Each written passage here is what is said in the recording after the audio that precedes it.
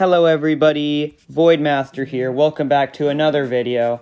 So, if you've been in the geography or alternate history community for a while, you've probably seen those videos or shorts about what if every country went to war with each other.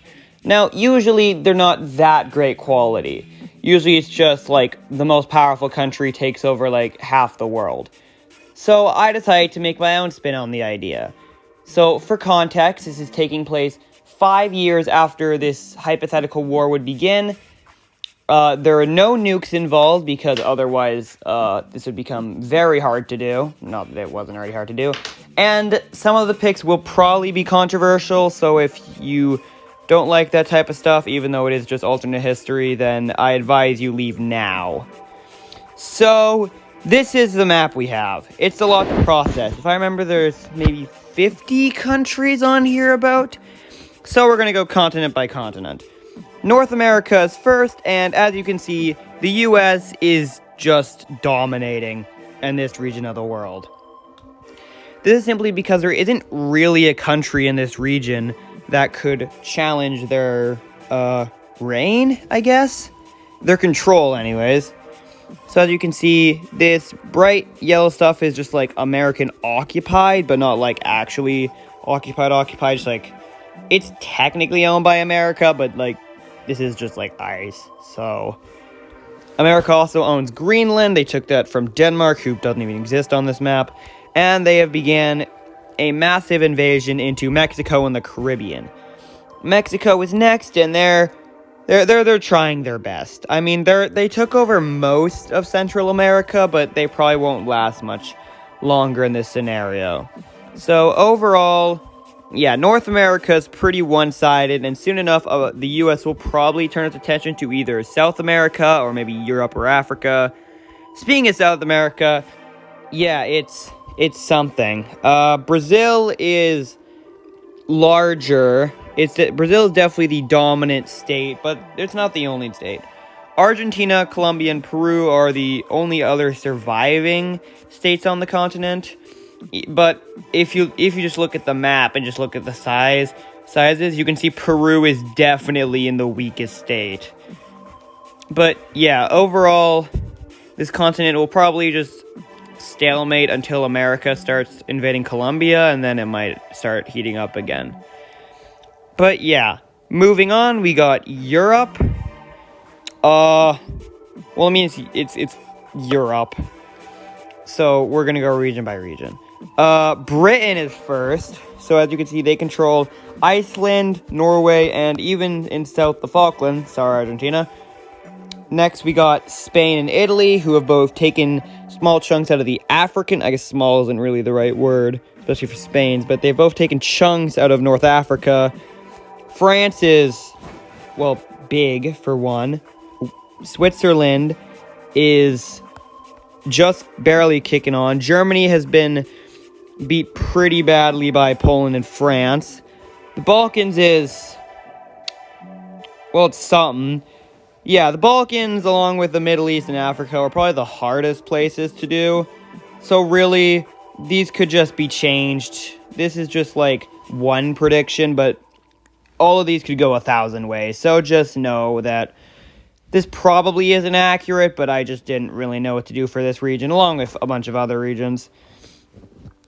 Moving east, we got Finland barely kicking on, with Sweden having a bit of Norway and a bit of Finland, but they're also getting attacked by Britain. And finally, Russia has they've taken a good chunk out of Ukraine, and they begin to fight with Poland, but they have stalled in a lot of regions. So, yeah, moving on south, we got the Middle East. So, yeah, there wasn't really a way I could do the Middle East without making it, like, super controversial. So just know that this is more about, I just did this off of, like, a mix of population, size, and military strength. It has nothing to do with politics or, like, ethnic groups. I didn't know, especially for the West, like, what do you even do here, really? Like, you either put Israel, because, let's be honest, I doubt Palestine would have the military to really do much in this scenario. I'm sorry, but they're just not that large of a country. Israel isn't either, but the U.S. attack would probably help. So either Israel takes it or, like, Egypt takes it or Saudi Arabia. I didn't know what to do with this region, so, like, if you don't like it, just, like, ignore it, I guess. Moving on. Yeah, Afghanistan's still here. I just kind of gave up in this region, to be honest. Like, I didn't know what to put, so I just put Afghanistan back. Moving on, India has kind of smoothed out its border with China and is fighting on a lot of fronts. They've completely destroyed Pakistan, with probably somehow from Iran. And yeah, India's in a pretty good spot. They're like completely surrounded by mountains. Like there's mountains here, there's mountains here, and this is like jungle. So yeah, India's in a pretty good spot, but they do have to contend with China, who is gigantic in this scenario. They've taken Mongolia, they've completely destroyed North Korea, and they've even taken a bit of northern Russia and a good chunk of South Korea. China is almost certainly number 2 in this world behind the US, if not number 1 in certain areas. In the east, or I guess farther east, Japan has taken control of the first island chain and is attempting to stop China from fully taking over the continent. But they only control a bit of Korea, Taiwan, and Sakhalin, along with their main islands. The Philippines is just the Philippines. They haven't gained anything, but they haven't lost anything.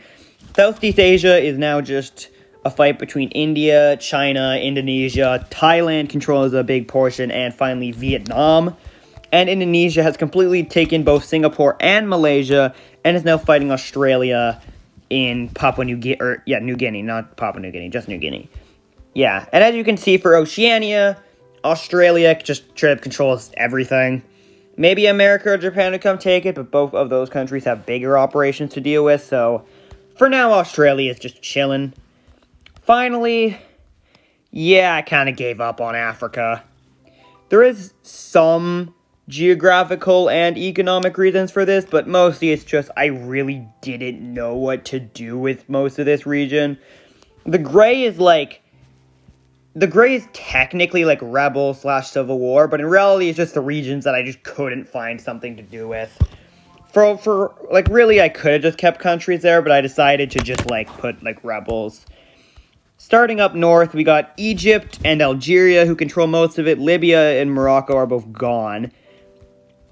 Yeah, Egypt has begun to start a war with Ethiopia, because if you know a bit about African politics, you know there's a pretty big conflict between these two states. So, yeah, Sudan was kind of in the middle of that, so they got partitioned. Chad is here because they're, Chad. Nigeria controls most of Western Africa. I could have probably made them bigger if I wanted to, but I decided not to.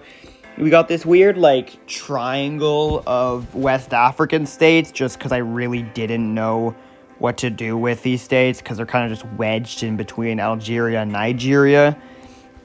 Moving to Central Africa, we got Equatorial Guinea, which is arguably the smallest and definitely the weakest out of the remaining states. They're just there because no one bothered to invade them. The Congo is kind of here, but they've had a bunch of their land bit off by Tanzania, who is pretty much formed the EAF at this point. Angola has taken most of Zambia, I think, and parts of Zimbabwe. Madagascar is just Madagascar, because I don't think anyone in Africa really has the military capacity, nor would they care enough to invade it. And finally, South Africa has now actually taken all of South Africa. So, yeah, that's the map of the world if all countries went to war in, 5 years after. But, yeah, obviously this is only speculative, and this is also only for fun, so don't take it too seriously. This scenario has literally thousands, if not tens of thousands of possibilities, so really take this with a whole truckload of salt. But yeah, thank you for watching, and I guess I'll see you guys in the next century when I post my next video. See ya!